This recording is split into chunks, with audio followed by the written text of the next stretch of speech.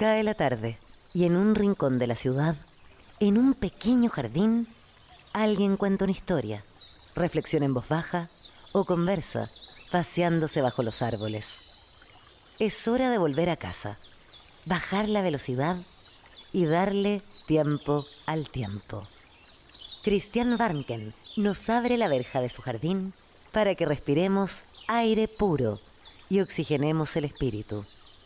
En Pauta, aquí comienza Desde el Jardín. Una presentación de Grupo Educar, construyendo el futuro de la educación técnico-profesional en Chile. Lo esencial de toda exploración será volver al propio jardín y ver las cosas por primera vez, decía el poeta T.S. Eliot. Muy buenas tardes, queridos radiovidentes que al escucharme me ven. Estoy caminando, pisando las hojas, las últimas hojas otoñales de este jardín invernal. Aquí al sur del mundo son exactamente las 7:33 y estoy releyendo un fragmento que probablemente muchos de ustedes conocen, memorable, de las memorias de Pablo Neruda, Confieso que he vivido. Él tiene un capítulo dedicado a la palabra y Neruda dice: todo lo que usted quiera, sí señor, pero son las palabras las que cantan, las que suben y bajan. Me prosterno ante ellas, las amo, las adhiero, las persigo, las muerdo, las derrito. Amo tanto las palabras, decía Neruda, que era un sensual del lenguaje. Casi a veces las describe como un alimento, como una fruta. Dice que todo está en la palabra. Una idea entera se cambia porque una palabra se trasladó de sitio. Y luego hace esta afirmación: qué buen idioma el mío, qué buena lengua heredamos de los conquistadores torvos. Estos andaban a zancadas por las tremendas cordilleras, por las Américas encrespadas, buscando patatas, butifarras, frijolitos, tabaco negro, oro, maíz, dice Neruda. Todos se lo tragaban. Por donde pasaba, quedaba arrasada la tierra. Pero a los bárbaros se le caían de las botas, de las barbas, de los yelmos, de las herraduras como piedrecitas, las palabras que se quedaron aquí resplandecientes, el idioma. Salimos perdiendo, salimos ganando, se llevaron el oro y nos dejaron el oro. Se lo llevaron todo y nos dejaron todo. Nos dejaron las palabras. Y de ese oro vamos a hablar hoy día, de las palabras, de ese buen idioma nuestro que es el español, y con alguien que se dedica, con otros, a cuidar ese tesoro, ese oro, que es el idioma español. Hoy día estoy muy agradecido de que Santiago Muñoz Machado, director de la Real Academia Española, venga a este pequeño jardín al fin del mundo para hablar con nosotros sobre el idioma, sobre las palabras. Él está participando en el Congreso de la Asociación Internacional de Hispanistas y justamente hoy día en el Instituto de Chile se presentó un libro de él de sugerente título De la democracia en Hispanoamérica. Santiago, un gusto de recibirte aquí en mi jardín. Muy bienvenido a Chile, bienvenido a la Finisterrae. Pues con mucho gusto me paseo por el jardín contigo el rato que me quieras tener. Santiago, lo primero que te quiero preguntar es que me hable un poco de este libro tuyo. Vamos a partir de tu libro y de ahí nos vamos a ir al idioma y nos vamos a ir a las palabras, ese idioma al que hablaba Neruda, de la democracia en Hispanoamérica. Y que tal vez nos pudiera hacer una reflexión de la relación entre la democracia y el lenguaje, la democracia y las palabras. Yo creo que ahí hay un tema interesante que poder abordar. Sí, es un tema muy interesante, pero no es el tema que abordo en el libro. El libro de la democracia en Hispanoamérica viene motivado por otro orden de preocupaciones del escritor, que es una indagación sobre lo que está pasando, lo que ha pasado a lo largo de la historia con la democracia en los diferentes países de Hispanoamérica y por qué en algunos de ellos ahora se pretende que la vieja democracia representativa ya no funciona bien, hay que sustituirla por algunos otros criterios o algunas otras instituciones nuevas que llaman de democracia representativa, de participativa o de neoconstitucionalismo o neodemocracia. Bueno, la relación entre la... Vuelvo a la pregunta, porque esto es de lo que trata el libro, del que luego podemos volver si quieres. Democracia está tan vinculada a la palabra como que la palabra fue la primera de las libertades, la libertad de hablar, la libertad de pensar, y a partir de la cual se construye el debate público. Se construye, por tanto, la voluntad general, una opinión que sea dominante, que puede ayudar para gobernar por la mayoría y también para que se puedan respetar los derechos de todos, las minorías incluidas. Oye, Santiago, de la democracia en Hispanoamérica, claro, es una referencia al libro de Alexis Tocqueville, de la democracia en América. Y la pregunta es, si es que acaso la democracia liberal de la que tú has hablado ha sido más difícil que encarne en Hispanoamérica. ¿Hay algo en nuestra raíz cultural, en nuestra cultura, que ha hecho más difícil o ha hecho más tortuosa esa posibilidad de la democracia? Eso se dice mucho. No sé cuál es tu planteamiento en este punto, Santiago. Te dice mucho, pero yo lo niego, o al menos lo niego parcialmente. En efecto, el libro tiene un título muy parecido al que Alexis de Tocqueville utilizó en 1834-36 para los dos volúmenes de la democracia en América, que no obstante tenía muy pocas líneas dedicadas a Hispanoamérica. Esa América a la que se refería Tocqueville era Estados Unidos, prácticamente de modo exclusivo. Yo he tomado la referencia a Hispanoamérica de modo exclusivo, un poco como contrapunto a aquel libro histórico y fantástico de Alexis de Tocqueville. Bueno, digo que haya una falta de cualificación especial de los hispanoamericanos para la democracia, aunque sé, y los comento en el libro, que muchos han creído que la democracia es un modo de gobierno para determinadas clases de gentes o tipos raciales y que el mestizaje y otras circunstancias, la cultura, la geografía de Hispanoamérica impide un buen desarrollo de la democracia. Yo no creo en esto en absoluto. Yo creo que quizá la democracia no sea un modo de gobierno que pueda ser universal. Creo que es un modo de gobierno que ha enraizado en Occidente, pero Hispanoamérica, estos efectos, es Occidente. Probablemente no valga como modo de gobierno en zonas orientales para China o por algunos países de Oriente, pero creo en la universalidad de este modo de gobierno para países que tienen cultura occidental, para todos aquellos que, usando una expresión que es muy típica de algunos de los pensadores más conspicuos sobre las calidades del pueblo, de los pueblos americanos, todos aquellos que tienen algo que ver con la loba, con la vieja loba latina. Ujú. Oye, Santiago, yo te preguntaba por el lenguaje y la democracia, ¿no es cierto? El idioma y la democracia. Tú has manifestado la preocupación por un lenguaje claro, has estado ahí promoviendo la idea del lenguaje claro, ¿no? Podríamos tal vez por ahí entrar, cuán importante es la claridad en el lenguaje para las democracias, para un funcionamiento mejor del sistema democrático. Bueno, yo en efecto he tratado de promover en colaboración con las instituciones chilenas, en primer lugar, porque surgió de las relaciones con la Corte Suprema de Chile y con una red que ya había constituido en Chile de lenguaje claro, la idea de formar una red panhispánica de lenguaje claro. ¿Para qué o qué pide el lenguaje claro? ¿A dónde vamos y qué es lo que se pretende?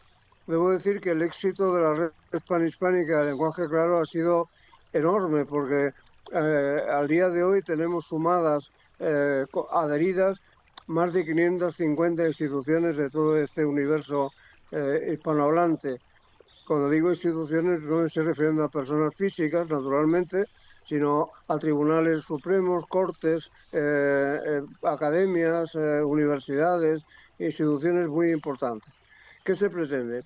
Pues dos cosas fundamentalmente. Una, que cuando los poderes públicos se dirigen a los ciudadanos con resoluciones que les afectan, sea cualquiera el poder público a que nos refiramos, legislativo, ejecutivo o judicial, o también cuando los poderes que no son públicos, pero tienen dominio de los mercados, como las grandes corporaciones, bancarias, de servicios de seguros, de cualquier tipo de empresa con gran dominio de los mercados, cuando se dirijan a los ciudadanos lo hagan en un lenguaje inteligible, que puedan los ciudadanos comprenderlo a la primera, sin necesidad de hacerlo repetir, por un lado.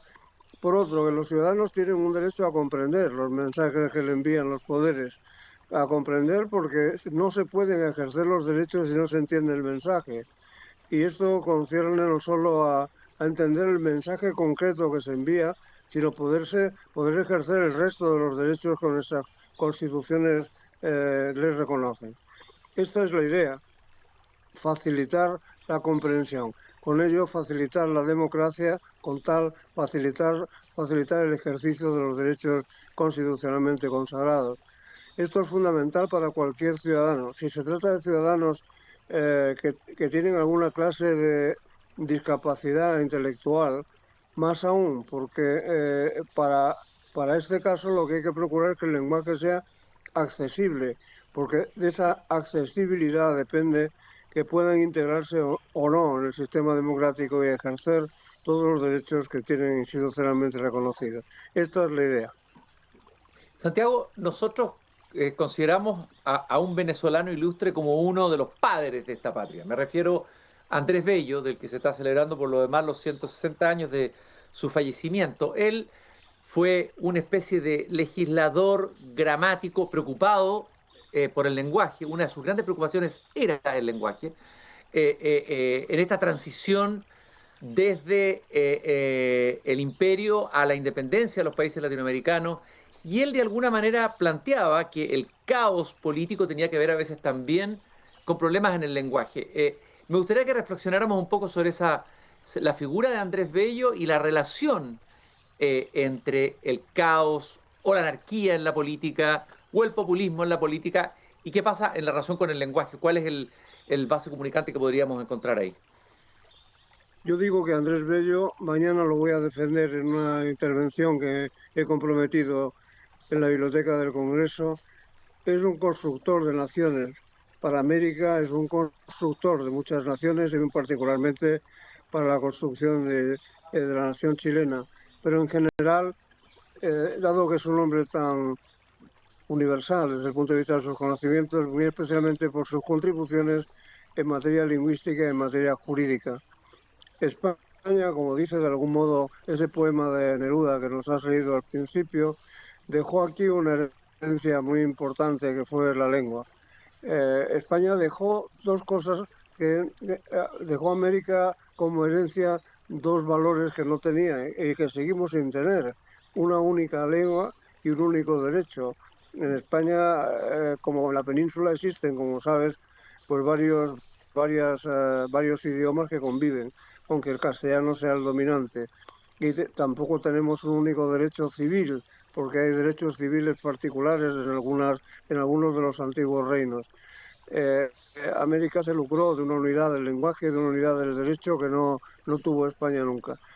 Pero Bello fue fundamental, porque en los primeros años de las independencias, algunos prohombres intelectuales de estas regiones, muy particularmente los argentinos, que es de la generación de 1837, que se habían afincado y fueron acogidos en Chile, pretendían que la separación del imperio era algo así como la caída del imperio romano. Suponía que igual que se derivó del latín como lengua madre, las lenguas romances como el francés o el castellano, también así se podrían derivar del español otras lenguas propias de estas naciones, primero como dialectos singulares por su vocabulario, por sus tonalidades, por su fonética, pero poco a poco pues, se podían formar idiomas separados derivados del español. No fue adelante este tipo de propuesta, que por otra parte era imposible porque ya la administración se había estabilizado usando un idioma y la legislación se había estabilizado usando el español y no había alternativa. No había alternativa a esa regla. Pero realmente la gramática de Bello, la gramática de la lengua castellana para americanos de 1847 es una pieza fundamental en la consagración de la unidad de la lengua. Y pocos años después, el mantenimiento de la unidad del derecho a través de la formación de los primeros borradores que ahora estamos celebrando, del Código Civil que finalmente se aprobó aquí en 1857, que fue un texto modelo para muchos países de América y sigue siendo un texto ejemplar. Eso le debemos a Bello, eso le debemos a Bello desde el punto de vista de la construcción de una nación. Una nación para existir tiene que tener una lengua de referencia y tiene que tener un derecho básicamente uniforme. Estoy caminando esta tarde en mi jardín con el director de la Real Academia Española de la Lengua. Él fue elegido el 20 de diciembre del 2018 y reelegido el 1 de diciembre del 2022. En una entrevista que diste al diario El Mercurio el domingo, el Mercurio de Santiago, afirmas que es necesario que el lenguaje de las máquinas esté sometido a las mismas reglas que el lenguaje de los humanos. Y podríamos hablar tal vez de las posibilidades y peligros de la inteligencia artificial para nuestro lenguaje, para nuestro idioma, Santiago. Bueno, la inteligencia artificial es la mayor, supone, creo, o va a suponer más en un inmediato futuro, la mayor revolución tecnológica que ha crecido probablemente hasta ahora en toda la historia de la humanidad. Mucho más importante que cualquier otra revolución anterior. Da un poco de miedo la importancia de esa revolución y la importancia de esa tecnología. Pero sabemos por experiencia histórica que la tecnología no se la ha parado nunca.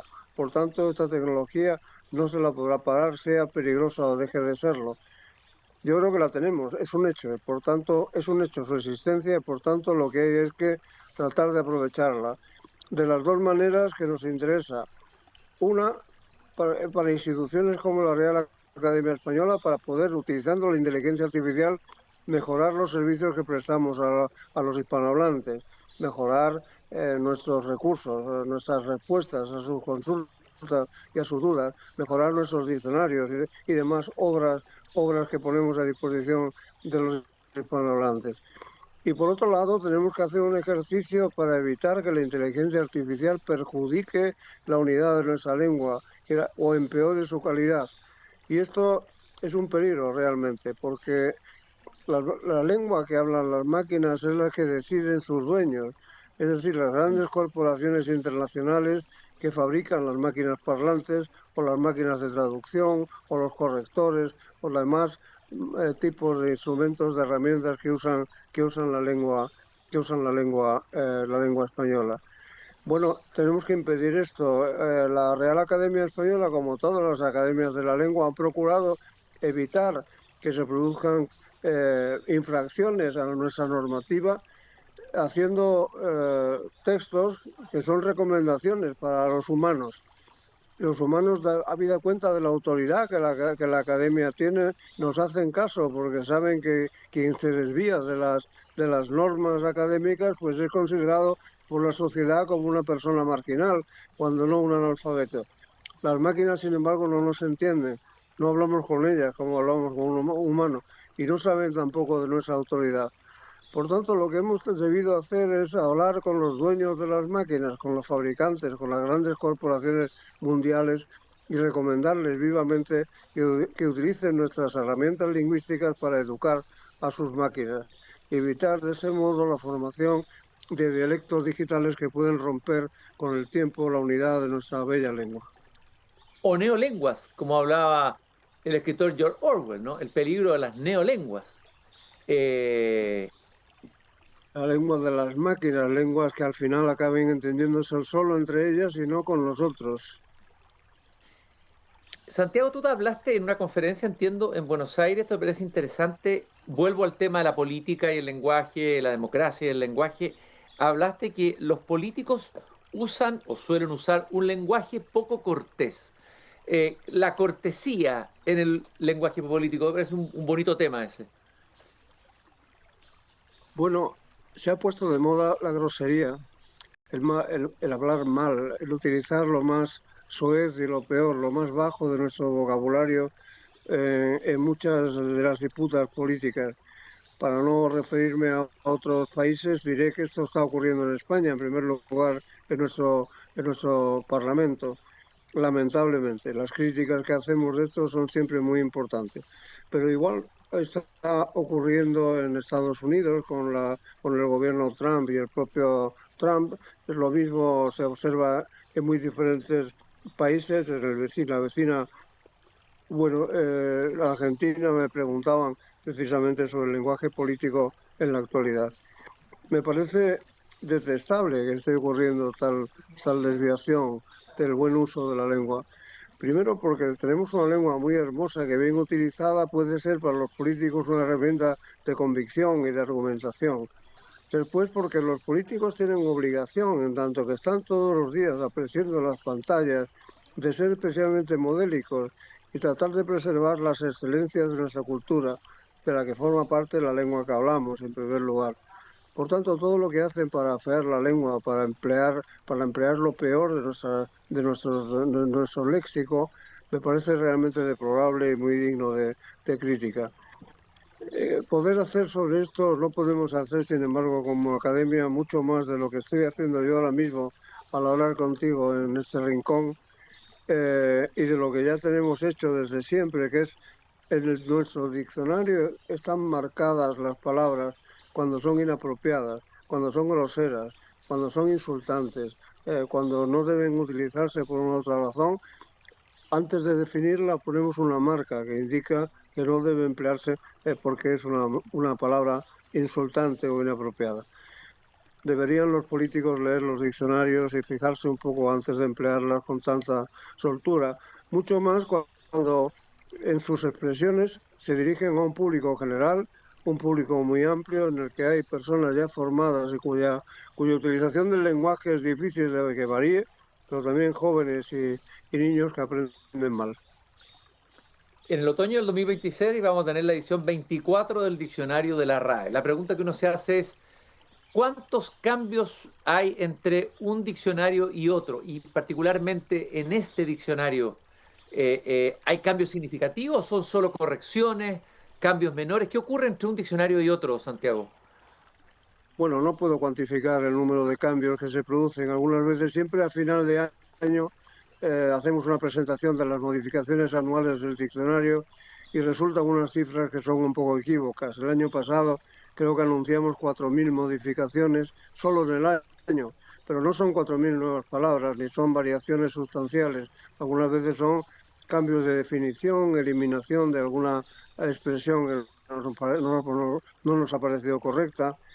De una edición a otra, es decir, de la 23ª edición, que es la que está vigente, aunque tiene muchas adaptaciones anuales, a la 24ª, que es la que se va a publicar en el 26, habrá, no sé, digo, no puedo cuantificarlas, pero muchas, cientos de modificaciones. Pero lo más sustancial de todo es que cambia en el 26 el tipo de diccionario.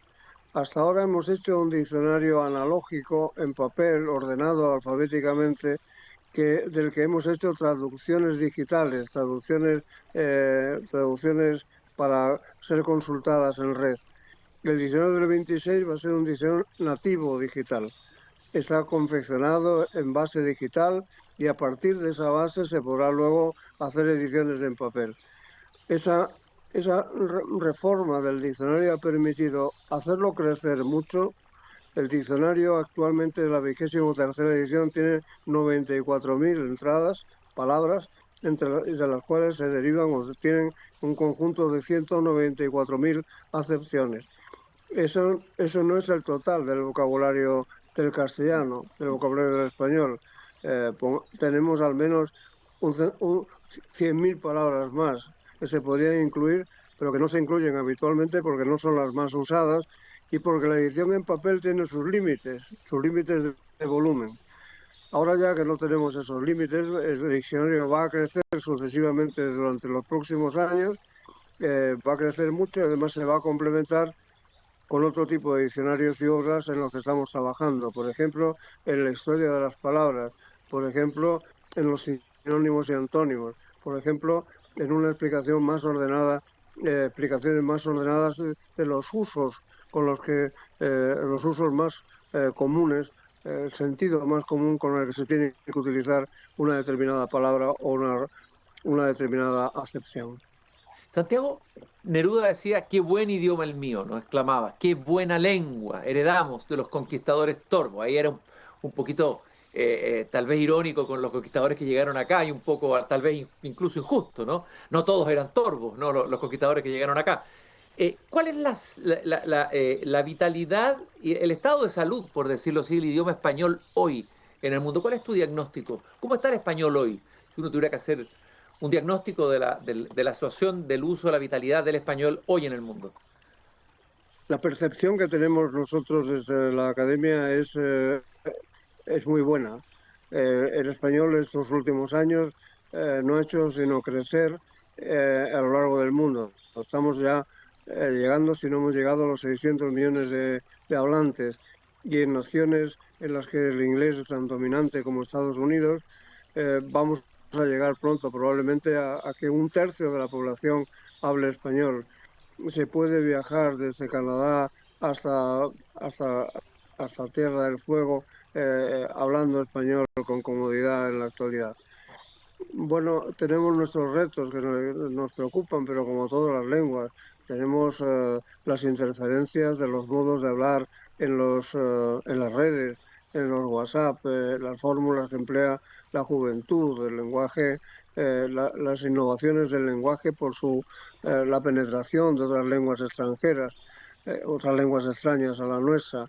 Pero esto ha ocurrido siempre en la vida de los idiomas y muy particularmente en la vida del castellano o español. El nuestro ha sido siempre un idioma mestizo que se ha nutrido de mucho vocabulario y muchas formas procedentes de otras lenguas. Desde que se fundó en los siglos X, XI, desde que empezó a utilizarse en la literatura, hasta posteriormente en el siglo XVII, XVIII, tenía una gran influencia del francés. En la actualidad, pues penetran mucho lenguaje, mucho vocabulario anglosajón. No pasa nada, incorporamos esas palabras algunas veces como palabras nuevas, neologismos que incluso mantenemos con la propia formulación que llamamos cruda del idioma que proceden, sin modificarla, y otras las castellanizamos. Pero todo eso da cuenta de la frescura y la vitalidad de una lengua y su capacidad de adaptación. Y estamos muy contentos realmente de la situación de nuestra lengua. Creemos que es una lengua en crecimiento y en Occidente pues acabará convertida en la lengua de referencia, creciendo en el sentido en que ahora está funcionando. Y por último, Santiago, el lenguaje inclusivo o el abuso del lenguaje inclusivo no es uno de los peligros que enfrenta nuestro idioma o cualquier otro idioma, pero particularmente nuestro idioma. Bueno, entre las modas a las que me refería, que afectan a la vitalidad del lenguaje o a las que hay que adaptarse y que hay que estudiar, está la del lenguaje inclusivo. Tenemos la sensación de que este asunto está empezando a perder fuerza en todo el mundo, donde más se reclamó esta clase de lenguaje.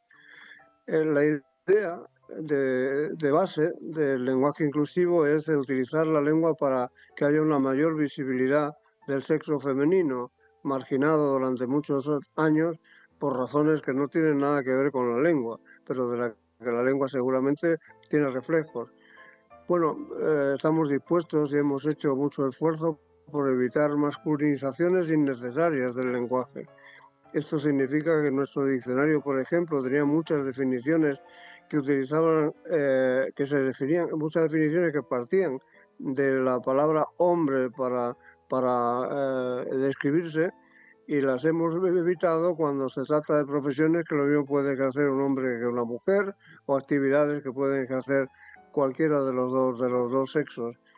Hemos aceptado también de grado que se pueda utilizar el masculino y el femenino para utilizar muy diversas expresiones. Lo que no creemos, en definitiva, sin embargo, es que pueda el idioma manipularse ni establecerse imperativamente el modo en que se tiene que hablar. Las academias están dispuestas a aceptar, desde luego, cualquier forma de expresión que se utilice el pueblo, que es el dueño del lenguaje. Los usos que realmente existan, que estudiamos a cada rato, y a partir de ellos formar nuestra normativa. Lo que no estamos de acuerdo son con las imposiciones de ninguna clase, vengan del poder público o vengan de colectivos que quieran variar a la fuerza la forma de hablar común. Santiago, yo te quiero agradecer esta caminata peripatética que hemos tenido aquí en este jardín al sur del mundo, este jardín de invierno. Partimos leyendo el texto de Neruda, el elogio del idioma, de las palabras, y partimos escuchando todo lo que nos ha compartido Santiago Muñoz Machado, director de la Real Academia Española de la Lengua, quien viene a participar al Congreso de la Asociación Internacional de Hispanistas y que ha presentado además hoy día su libro en la Biblioteca del Instituto de Chile de la Democracia en Hispanoamérica. Santiago, fue un gusto caminar contigo conversando sobre nuestro bello idioma. Pues muchas gracias por la invitación a tu programa y espero verte pronto en otra ocasión. Lo mismo espero yo, y ustedes, queridos radiovidentes, no se olviden que mañana a las 7:30 de la tarde vuelvo a abrir la verja de madera de mi jardín para caminar con ustedes por este jardín al fin del mundo. Hasta mañana. Es hora de cerrar la verja de madera del jardín. Pero Christian Warnken la volverá a abrir de lunes a jueves a las 19:30 horas en Radio Pauta, cuando comience de nuevo Desde el Jardín. Una presentación de Grupo Educar, construyendo el futuro de la educación técnico-profesional en Chile.